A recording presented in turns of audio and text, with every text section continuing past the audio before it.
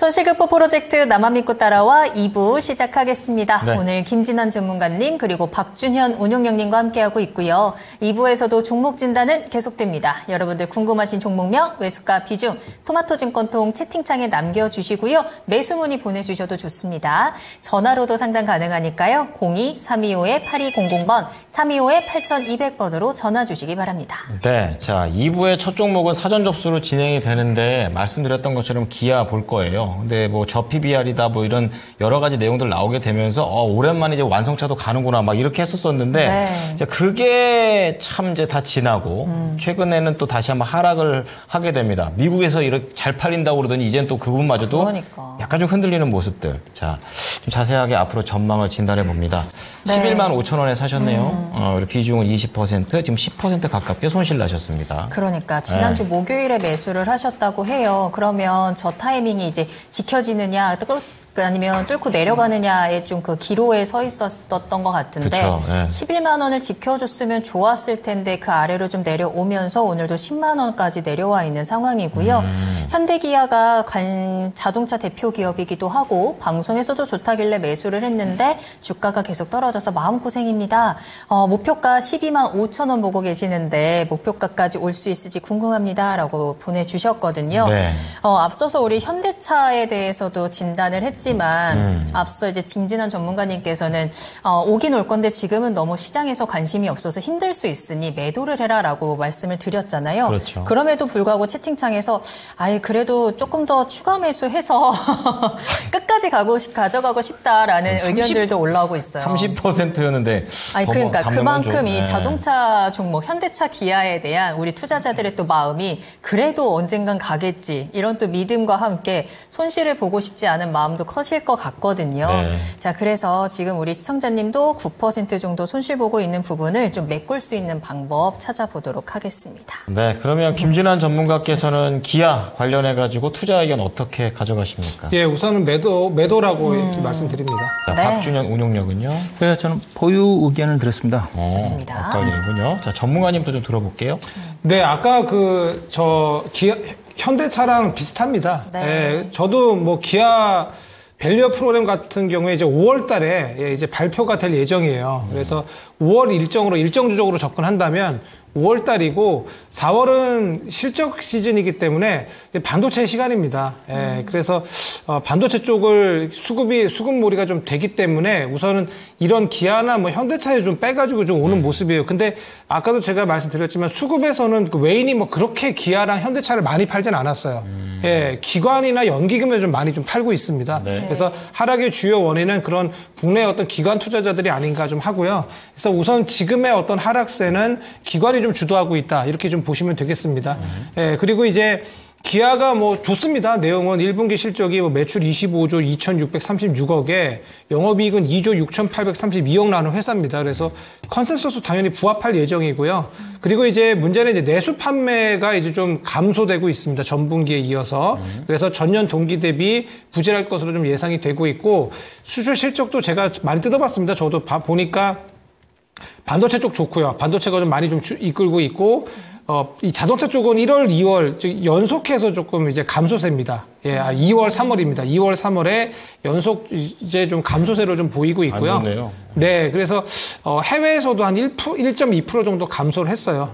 그래서 이런 부분들이 조금 영향을 끼치는 것 같고 지금 아시다시피 뭐 밸류업 쪽은 은행주나 이런 지주사 이런 쪽 다 떨어지는데 현대차, 기아가 당연히 좀 떨어집니다. 그리고 수급이 다 지금 반도체, 특히 뭐 SK 하이닉스나 뭐 삼성전자 특히 그쪽으로 좀 가고 있기 때문에 그러니까 돈의 흐름이 제한돼 있는데 그것이 좀 이쪽으로 좀 몰려간다라고 저는 보고 있어요. 나쁜 회사는 단연코 아닙니다.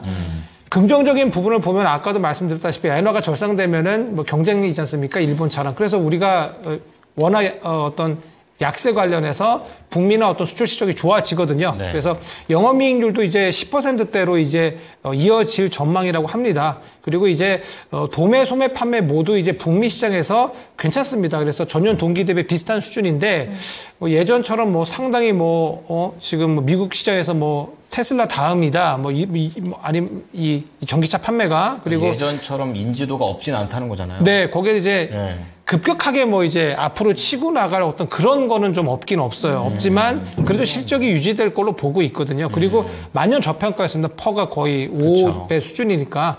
그래서 여기에 이제 주주 환원 정책도 이제 현대가 쪽은 좀 많이 또 펼치는 그런 회사 쪽이에요. 그렇기 네. 때문에 그런 쪽도 기대해 볼 만하고요. 예, 그래서 이런 부분을 감안했을 때 저도 중장기적으로는 좋다고 생각하나 아까랑 똑같아요. 그러니까 반도체 지금 삼성전자 저 무거운 삼성전자가 가고 있는데 현대차, 기아차 또 내려요. 그러면 또 짜증이 나시거든요. 그렇죠. 맞아요. 아, 차라리 그러면 조금 그 손절 그래 하고 지금 비중이 20%나 되시거든요. 그래서 전략은 그래요. 그래서 한 절반 정도는 내일, 그러니까 제가 지금 그 가격을 제가 제시한 게 그래서 제가 목표가. 예, 목표가로 제가 말씀드렸어요.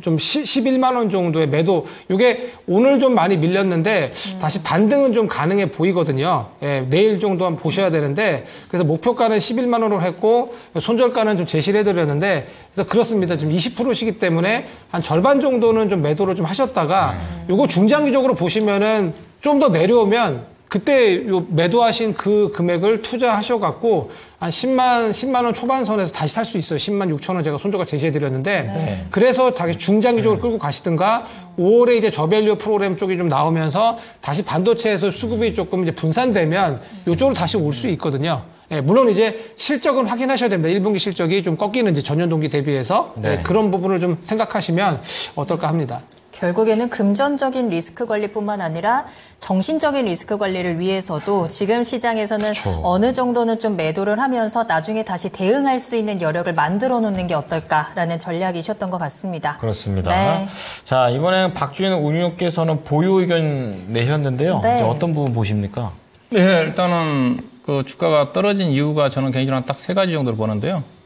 첫째는 일단은 그 3월 달에 자동차 판매가 상당히 안 좋게 나왔거든요. 글로벌 판매가 현대차 그룹이 3% 줄어들었고요. 그다음에 특히 내수가 현대차 그룹이 12.5%가 떨어졌습니다. 네. 그래서 며칠 전부터 이제 그런 시그널이 좀 나왔거든요. 이제 그런 어떤 부분이라고 좀 봐야 될 것 같고요. 근데 현대차는 이제 내수가 좀 많이 줄어든 것 자체는 좀 걱정되는 부분이지만은 전반적으로 3월 달에 소매 판매 자체가 급격히 떨어졌거든요. 우리나라에서. 그 영향을 좀 받은 것 같고요. 그러니까 그래서 돈이 없으니까 차를 잘 안 사게 되는. 예, 그렇죠. 그래서 네. 어제 국내 쪽에 의류라든가 종목 올라갈 때 제가 일시적이라고 그랬거든요. 예, 워낙 안 좋기 때문에. 예, 근데 이제 글로벌 판매가 중요하니까 저는 이제 현대차 그룹을 주가를 볼 때 미국에 있는 GM이라든가 포드 주가를 보라 하거든요. 지금 제가 화면에 띄워놓고 있는 게 제너럴 모터스 GM입니다. GM은 지금 10고가거든요. 이게 글로벌 쪽은 나쁘지 않다는 거예요. 현대차 같은 경우는 미국 판매가 좀 중요하니까. 그렇죠. 예, 그래서 미국의 자동차는 괜찮다. 예, 그다음에 두 번째 빠진 부분 자체는 뭐냐면 앞서 이제 밸류 프로그램 때문에 저는 이제 배당락 함정이라고 생각을 해요. 이게 밸류 때문에 주가가 좀 올라왔고, 이 종목이 이제 현대차와 더불어서 현대차가 주당 아마 8,000원대인가 배당했었고, 이 종목이 주당 5,600원을 배당했지 않습니까? 근데 배당이 현대차 그룹이 작년 연말 기준이 아니라 현대차가 2월 29일 기준이었고, 네. 기아차가 3월 20일이었습니다. 차트를 보시게 되면 기아차가 언제 빠졌냐? 기아차가 배당 기준일이 3월 20일이었으니까 3월 19일 날 이제 배당락이 됐을 거잖아요. 이때부터 그렇죠. 떨어졌어요. 그러니까 배당을 받지 말았어야 되는 겁니다. 그래서 제가 고배당주 같은 경우는 배당을 받지 말고 주가가 올라가면 팔라고 항상 얘기하거든요. 연말에. 배당 함정에 떨어진다. 그렇죠. 묶일까봐 거기서. 이때서 떨어졌어요. 네. 예. 그 영향입니다. 물론 이제 밸류업 때문에 주가가 올라갔던 부분이 있고 배당락 좀 되니까 이제 이벤트가 끝나니까 대체적으로 고배당주 같은 경우는 12월 말 배당락 기준일 때 보면 고배당주들이 1월달, 2월달까지 주가 못 갑니다. 대표적으로는 제가 통신주라든가 은행주라든가 과거로 따지면 지금 이제 배당 균일이 올해로 많이 바뀌었지 않습니까? 네네. 그런 영향이에요. 예, 그런 영향인 거예요. 그 다음에 이제 수급의 쏠림인데 세 번째는 앞서 오늘 주가가 판 것 자체가 앞서 외국 투자가들은 주식을 샀어요. 왜 샀겠습니다? 미국의 자동차가 괜찮으니까 외국 투자가들은 오늘 수급 보시게 되면 자동차는 샀어요. 다른 데는 다 팔았는데 네. 반도체하고 자동차만 샀어요. 근데 판 쪽이 누구냐? 기관이 30만 주 팔았어요. 기관은 왜 팔았느냐? 기관 투자가들은 돈이 안 들어와요. 일반 투자가들 펀드 자금이 들어와야 되는데 안 들어옵니다. 근데 기관 투자가들은 삼성전자가 올라가면 기관 투자가들의 펀드 운영 목표 자체가 인덱스를 따라가는 거거든요. 예. 거의 인덱스 매매입니다. 삼성전자가 올라가면 인덱스 수익률이 못 따라가니까 삼성전자를 편입을 해야 되거든요. 그럼 팔 수 있는 것 자체는 그다음에 자동차라든가 은행주라든가 저기 팔 수밖에 없어요. 돈이 안 들어오니까. 그럼 기아 자체에 문제가 있었다고는 저는 그 부분은 아니라고 좀 봐요. 이제 올랐던 부분도 있지만. 그래서 결국 뭐냐. 수급의 썰림이 완화가 돼야 된다. 그래서 앞서 얘기했다시피 삼성전자가 올라간 국면 쪽에서 가장 피해를 볼 수 있는 쪽은 자동차라고 얘기하고 있는 쪽이거든요. 예. 기관 투자, 삼성전자 올라가면 계속 포지션이 올라가니까 삼성전자 쪽에 애국 투자가들이 펀드 쪽에 더 늘려야 되고 네.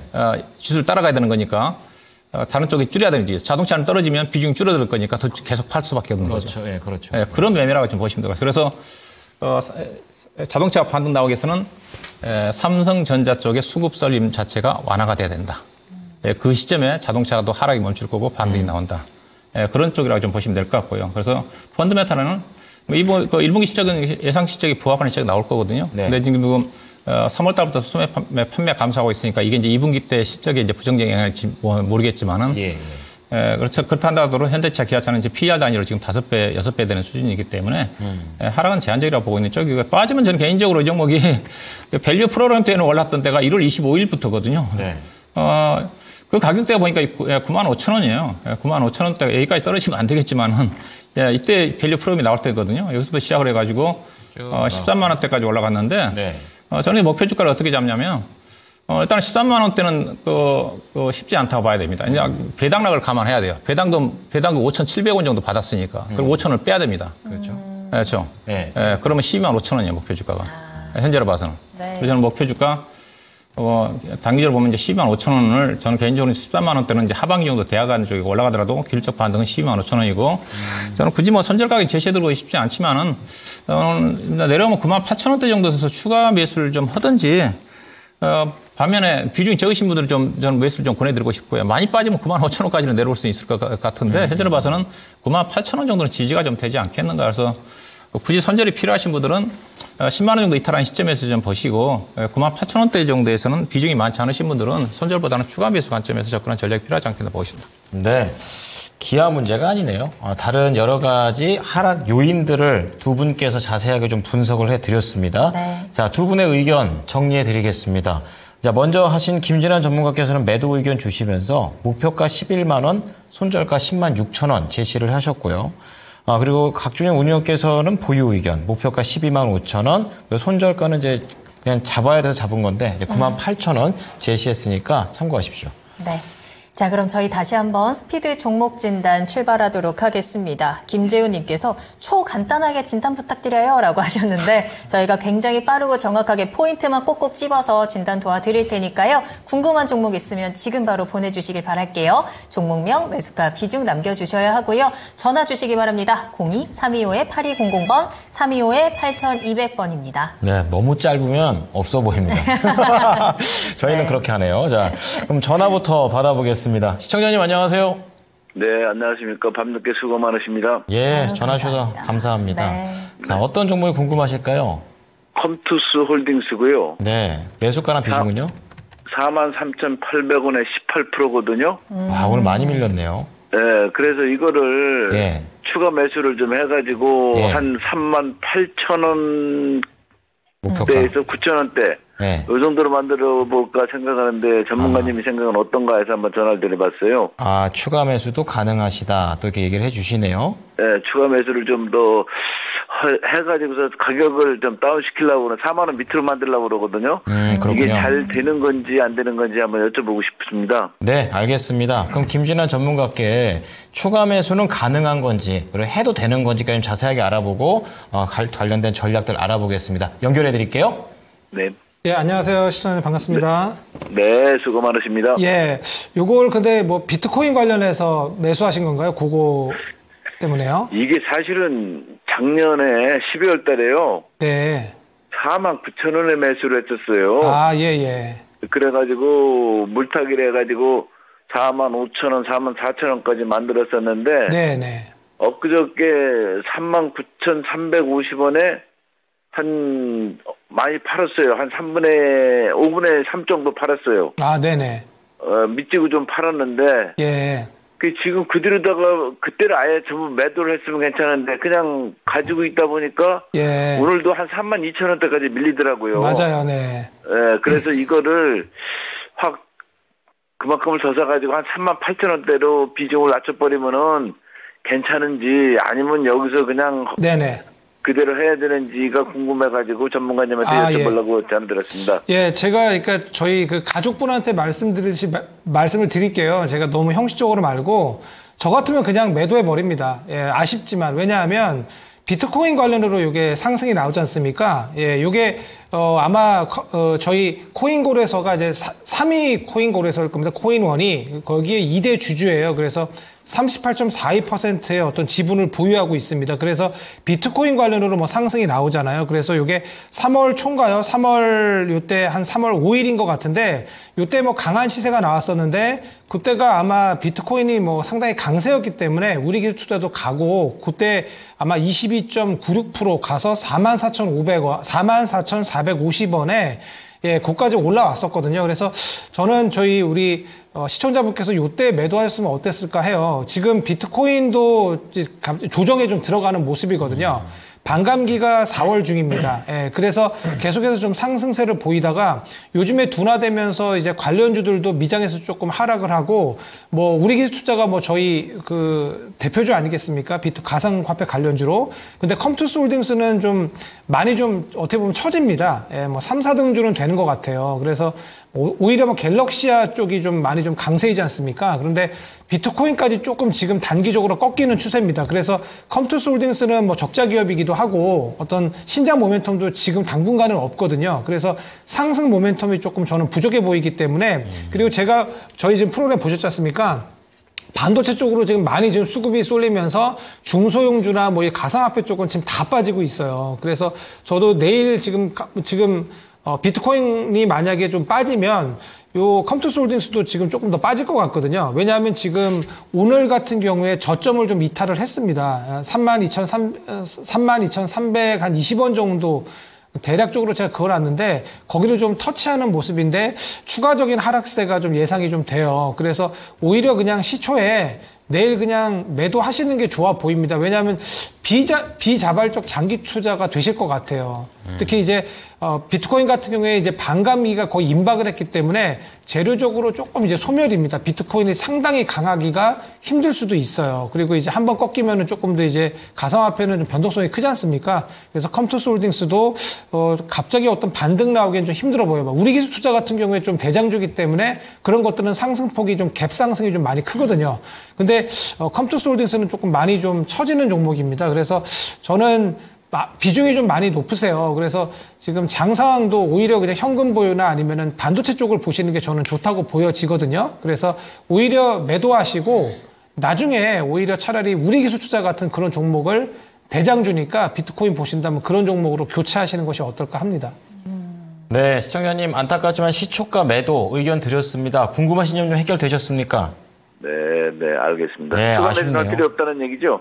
예. 네, 추가 매수보다는 그냥 매도하시고 차라리 나중에 저점에서 만약에 보신다면 더 사시는 거 어떨까 해요. 한 3만 원 정도 이하에서요. 네, 알겠습니다. 감사합니다. 고맙습니다. 감사합니다. 수고하셨습니다. 네. 자, 컴투스 홀딩스 상승의 재료가 지금은 하락의 재료가 됐다라는 점 말씀을 좀 드리도록 하겠습니다. 네.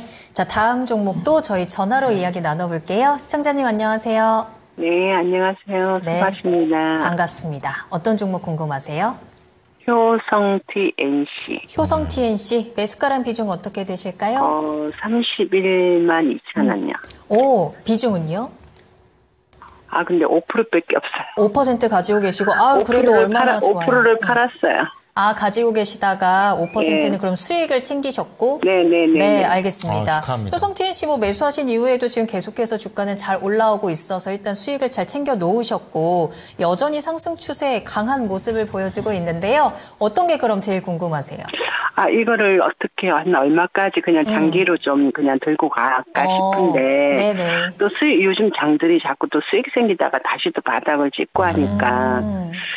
한 수익을 좀 챙겼다가 다시 바닥에서 다시 잡을까 하는 생각도 있고 그래서 네. 여쭤보는 거예요, 전문가님한테. 알겠습니다. 요즘 시장이 좀 불안하다 보니까 수익을 어떻게 하면 조금 더 안전하게 챙겨갈 수 있을지 한번 네네. 박준현 운용형님과 이야기 나눠보세요. 예. 네. 제가 좋아하시는 분이에요. 그럼 바로 연결해 드리겠습니다. 예. 네. 예, 안녕하세요. 네, 반갑습니다. 예, 그럼 5%는 좀 빠지면 더 얼마에 팔았어요? 5% 정도는 했어요. 오늘 최고가를 팔았어요. 오늘 33만 5천 원인가? 오늘 파시고, 예, 그럼 나중에 또 5% 정도는 다시 매수하려고 내려오면 생각도 있으신가요? 네. 예산 뭐 스판넥스 예산을 알고 계시죠? 네. 예, 그 스포츠 아웃도어 용품 중심의 스판넥스가 주업이고, 예, 그다음에 예산 이제 타이어에 들어가는 뭐 타이어 코드라든가 NF3와 관련된 반도체 소자 쪽도 있는데 실적 자체는 거의 그 스판넥스 쪽이라 좀 봐야 될 것 같고, 매출액 단위로 따지면 예사가 과거에 효성에 있을 때 무역 부분, 무역 철강이라든가 하공약품 관련된 트레이딩 부분이 있는데, 실적 자체는 이제 스판넥스 회사니까 그에 따라 실적이 많이 잡아되니까. 근데 전반적으로 지금 석유화황이 안 좋은데 스판넥스 자체는 바닥을 확실히 찍은 것 같아요.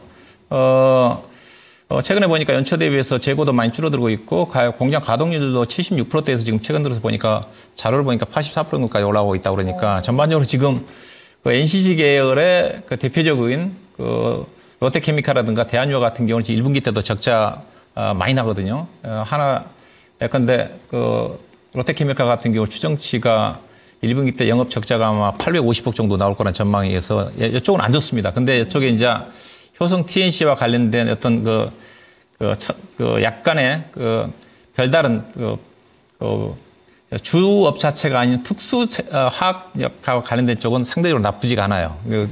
결국은 이쪽도 이제 스판넥스 같은 경우도 중국이 이제 워낙 공급 강이 심하다 보니까 빠르게 좋아지진 않겠지만, 근데 바닥은 찍은 것 같아요. 그래서 최근에 주가가 다른 소개 업종들은 지금 못 올라가는데 롯데케미칼이라든가 최근에 중국의 뭐 제조 지표도 좋게 나왔고 그런 영향을 좀 미친 것 같습니다. 그래서 약간 추가적인 상승 여력은 있다고 봐요. 근데 예사가 지금 1분기 추정 실적이 대체로 컨센에 약간 부합하는 정도 좀 나올 것 같아요. 약간 예상보다 아마 490억 정도 컨센이 잡혀지는 거 알고 있는데 아마 460, 70억 정도 나온다는 거니까 이건 무난하게 나올 것 같아요. 그래서 실적에 따라서 안 좋게 나온다 하더라도 주가가 뭐 떨어질 것 같지는 않고요. 예, 근데 예사가 이제 얼마만큼 가야 되느냐? 예사가 과거에 스판넥스 판이 좋아할 때 2022년도가 1조 4천억 정도 영업이 엄청나게 나면서 이다 주가 자체가 100만 원대까지 갔거든요. 96만 원 정도까지. 네. 이때 주가가 얼마가 냐 PER 단위 6배였어요. 6배. 그러니까 워낙 갑자기 좋아지니까. 그래서 용역이 가더라도 주가가 빨리 많이 못 간다는 거예요. 그래서 그 얘기를 좀 하고 싶은 거고. 그래서 현재 올해 실적 자체는 작년도에 비해서 다른 소개업체들은 올해도 좋지는 않은데 작년보다 이익이 좀 증가가 좀 되면서 현재 PER 단위로 9배 정도 되는 수준이고 내년도는 더 좋아지는 거니까 약간 추가적인, 워낙 또 주가 좀 고점 대비해서 거의 3분의 1 토막 났으니까 추가적인 상승 여력은 있지 않겠는가, 그렇게 좀 말씀드리고, 목표 주가는 이렇게 보시면 될 것 같아요. 일단 우상향이고요. 최근에 수급도 괜찮으니까 기관의 우상향 35만 8천 원 정도, 35만 8천 원도 좀 보시면 될 거예요. 왜냐하면 지금 차트에 보시다시피 지금 36만 원에서 37만 원 사이에 매물층이 상당히 포진되어 있습니다. 여기는 쉽지는 않아요. 여기 주가가 올라가게 되면 왜냐 업황이 안 좋기 때문에. 예, 업종이 좋으면 주가가 많이 가는데 소개 업황이 이제 가장 안 좋거든요. 그러니까 이 회사가 실적이 좋지만은 다른 쪽이 워낙 안 좋기 때문에 못 가요. 이게 후발적으로. 업황이 좋으면 이 종목도 오버시티 나올 수가 있는 건데 다른 쪽이 못 따라오니까. 환경이 안 좋네. 예, 그런 환경이 안 좋으니까. 그래서 35만 6천 원, 8천 원도 5%는 좀 가져가시고, 대신 또 오늘 팔아나셨으니까 아마 30만 원, 5천 원이라든가 31만 원 정도, 8천 원 정도 내려오면 추가 매수하는 전략. 이 종목까지 매매한다 한다면 개인적으로 한다면 30만 초반대, 31만 원 아래에서 사고 35만 6천 원대 파는. 그러면 대체적으로 약 15%에서 20% 정도 구간이거든요. 네. 예, 이 구간에서 왔다 갔다 하면 연간 3, 40% 정도 좀 수익 낼 수가 있습니다. 안정적으로. 그래서 31만 원대 정도 매수, 35만 6천 원 정도 매도하는 전략으로 접근하시면 될 것 같습니다. 네, 시청자님 35만 8천 원 목표가 전해드렸고요. 31만 원 아래에서는 추가 매수도 가능합니다. 그 구간 안에서 또 부지런히 대응하시면서 올 한 해 좀 꾸준히 수익을 잘 챙겨가실 수 있을 것 같다라고 조언해 주셨네요. 도움이 좀 되셨을까요? 네, 감사합니다. 네, 잘 수익 내시길 바랄게요. 감사합니다. 네. 효성 TNC 진단 도와드렸습니다. 네, 자 이어서 유튜브로 넘어갈게요. 샬롬님께서 STI 올려주셨는데요. 36,200원에 2분 비중이 좀 됩니다. 30%의 비중이시고 이거 HBM 또 연결되어 있는 종목이고 중간에 사셨던 가격이 아무래도 쫙 한번 올라왔을 때 사신 게 아닌가. 그래서 한번 43,000원을 놓치신 건지 아니면은 이제 약간은 좀 다졌다라고 생각해서 들어가신 건지 알아보도록 하겠습니다. 이 또 종목이 김진환 전문가 히든카드에 걸려 있네요. 2월 20일 날 수익률이 7%가 넘는 두 자릿대 수익률을 자랑했던 STI입니다. 네. 자, 전문가님 AS 겸 부탁 좀 드릴게요. 네, STI 뭐 상당히 좋은 종목입니다. 예, 이게 CCS 장비가 좀 있어요. 그래서 전공정에 어떤 필요한 약품 같은 것들을 생산하는 장비로 또 공급하는 자동화 시스템 그 관련해서 전공정도 있고요. 그다음에 이제 후공정도 이제 리플로 장비 쪽 이쪽으로 이제 SK 하이닉스에 이제 수주를 받았습니다. 그래서 이쪽 리플로 즉 HBM 이쪽 이제 후공정 패키징 쪽에 성장세가 좀 예상이 돼서 상당히 주가가 좀 강세였어요. 그러니까 HBM 섹터로 좀 분리가 좀 됐었습니다. 그리고 이제 매출 쪽은 SK 하이닉스랑 삼성전자 둘 다 합니다. 그래서 상당히 좋은데 특히 좀 삼성전자 점유율이 45% 돼요. SK 하이닉스 30%고. 그래서 삼성향이기 때문에 삼성전자 쪽 뭐 PSK 홀딩스도 마찬가지인데 이런 쪽이 좀 가야 되는데 이번에 삼성전자가 좀 상당히 강하게 가면서 전공정 쪽이 뭐 테스나 원익 IPS 이런 것들이 가지 삼성전자양 HBM 쪽은 조금 덜 가는 그런 느낌이에요. 예, 그런 부분들이 있는데 근데 이 회사 같은 경우에 이제 뭐 인텔이나 이제 마이크론, 뭐 LG 디스플레이 같은 쪽도 이제 같이 좀 하거든요. 그래서 매출처가 다변화되어 있는 회사입니다. 그래서 저는 상당히 좋게 보고 있어요. 근데 비중이 조금 높으십니다. 30% 비중이신데 저는 제가 봐서 추세상 조금 내려왔다 갈 것 같거든요. 그래서 33,500원 정도를 좀 지지해주면 좋은데 조금 단기 추세는 조금 꺾여 있어요. 그래서 HBM 섹터, 리플로 장비 sektor이기 때문에 좋긴 좋아서 한 41,000원 정도 그리고 조금 다시 이제 부각이 된다면 저는 전고점도 다시 돌파할 수 있다라고 보여지거든요. 그래서 저는 요거 반도체 섹터이기도 하니까 네, 뭐 장이 좀 모르겠습니다. 삼성전자 쪽이 너무 삼성전자가 본주가 너무 가버리면 이런 장비 쪽이 조금 이제 피해를 볼 수도 있는 것 같아요. 최근에 삼성전자장이 좀 가는데 STI는 좀 잘 못 간 부분을 봤을 때는 조금 더 밀릴 수 있는 소지가 있습니다. 근데 단기 좀 박스권이니까 33,500원 정도 이탈하지 않으면 지속적으로 좀 끌고 갈 볼만 하고요.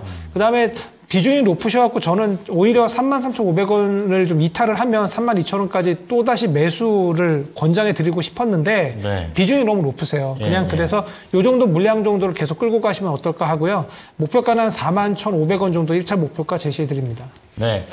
자, 샬롬님의 STI 관련해서는요, 41,000원의 목표가, 그리고 전고점까지 돌파 가능한 부분을 좀 말씀을 드리는데, 비중이 많으시니까 추가 매수 없이 이 비중 갖고서 물량 가지고 잘 대응하셨으면 좋겠습니다. 네. 다음 상담 언제쯤 빨간불님의 종목이고요. 유진테크 살펴보겠습니다.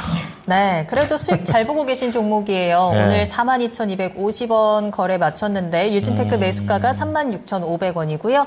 비중은 5%. 매수하신 타이밍이 이제 급락할 때 매수를 하셨다고 합니다. 네. 특허 소송 문제로 급락할 때 매수를 했는데 일단 시청자님이 보고 계신 목표가는 직전 고점인 46,000원까지 올 수 있을까요? 라면서 질문 남겨주셨거든요. 이렇게 급락할 때 이슈 있을 때 용기 있게 매수를 하셨고 그 결과 지금 수익도 잘 챙겨가고 계시는데 목표가 얼마 남지 않았습니다. 물론 오늘 조금 빠지기는 했는데요. 오늘은 좀 약보 강보합에서 마감을 하긴 했는데요. 목표가 46,000원 가능할까요? 예사가 이제 반도체 장비 회사 중에서 이제 전공정 장비 쪽에 해당이 좀 되거든요. 그래서 최근에 AI 반도체 시대에는 약간 동떨어진 종목이긴 한데, 근데 예사의 전공정 장비 자체가 미세화 공정 과정에서 꼭 필요한 쪽이고, 그리고 이 장비 자체가 본래 일본 기업이 거의 독점에 하면서 국내에 삼성이나 SK하이닉스 공급한 걸 알고 있어요. 근데 이제 앞서 이분이 특허 소송 때문에 주가가 급락할 때 샀다고 그랬지 않습니까? 네. 그러니까 일본 기업이 갖고 있던 독점 기술을 유진테크가 침해했다고 그래가지고 일본 기업이 소송을 제기했는데 이때 아마 사신 것 같아요. 이때 2월 달에 주가가 급락했지 않습니까? 네. 예, 근데 이제 충분히 소송건 자체 내용을 보게 되면 주가 급락할 때 당연히 사도 되죠. 왜냐하면 소송 금액 자체가 6억밖에 안 돼요. 6억밖에 안 되니까 금액도 큰 거 아니고 물론 이제 소송 내가지고 그 기술을 사용 못하게 된다는 영업성에 미치겠지만 6억 자체가 적기 때문에 큰 특허 침해가 아닌 것 같아요. 보니까 6억의 소송이라는 것 자체가. 그래서 그때 기회를 잘 노리신 것 같고요. 네. 그래서 예산은 과거부터 이제 그런 기술 때문에 그 일본이 독점하고 있는 기술을 예사 개발했던 것 때문에 주가가 올라가기 때문에 그 프리미엄을 실제적으로 받아요. 받고 있어요. 전공 장비임에도 불구하고. 아마 예사가 비싼 장비를 공급한 회사가 아마 주성 엔지니어링이 되지 않겠는가. 그래서 주성 엔지니어링은 SK 하이닉스 양이고 유진테크는 제가 알기로는 삼성전자 양이에요. 이제 그래서 삼성전자가 좋아지면 또 수혜를 좀 받을 수 있지 않겠는가. 예, 그렇게 생각 좀 해볼 수가 있을 것 같고. 예, 근데 이제 예사가 지금 PR 단위로 지금 20배 되는 수준이거든요. 올해 실적으로 좀 봐서. 예, 그래서, 전공 장비 자체가 그렇게 프리미엄을 받는 쪽은 아니니까 그렇게 크게 오버슈팅 나올 것 같지는 않아요. 그렇지만 작년도에 반도체 업황이 안 좋을 때도 예사가, 영업이 240억 정도, 2022년도에 비해서는 반토막 정도 좀 줄어들었지만은 적자까지 가지 않았고 올해는 460억 정도 회복되고 내년도는 800억 정도는 충분히 예상해 볼 수가 있는 거니까 내년도까지 본다 한다면 PR 단위로 20배 정도 적용하면 개인적으로 6만 원까지 갈 수가 있을 것 같은데 올해는 우리 시장에 46,000원이라고 그랬나요? 네. 예, 그 정도 지금 우리 시장에 보고 있는 가격이 37,000원대가 이제 고점이니까 아마 이 가격을 보고 있는 것 같아요. 아마 이 정도까지는 충분히 현재 분위기로 봐서는 상승 여력은 있지 않겠는가. 현재 가격대에서 10% 정도는 상승 여력이 있어 보이니까 5% 비중, 5%밖에 안 되네요. 우리 조금 좀 밀린다 한다면 뭐 4만 원대 초반이라도 내려온다 한다면 10% 정도 늘려가지고 네. 차트 자체는 이제 우상향이거든요. 약간 뭐 이틀 정도 좀 조정이 좀 나왔지만은 우상향 흐름으로 지금 20평선 위에 대기하고 있으니까 4만 원대, 4만 1,000원이라 내려온다 한다면 5% 추가 매수하셔가지고 4만 6천 원도 언저리 정도까지는 가능하지 않겠는가? 예, 그렇게 좀 봐야 될 것 같습니다.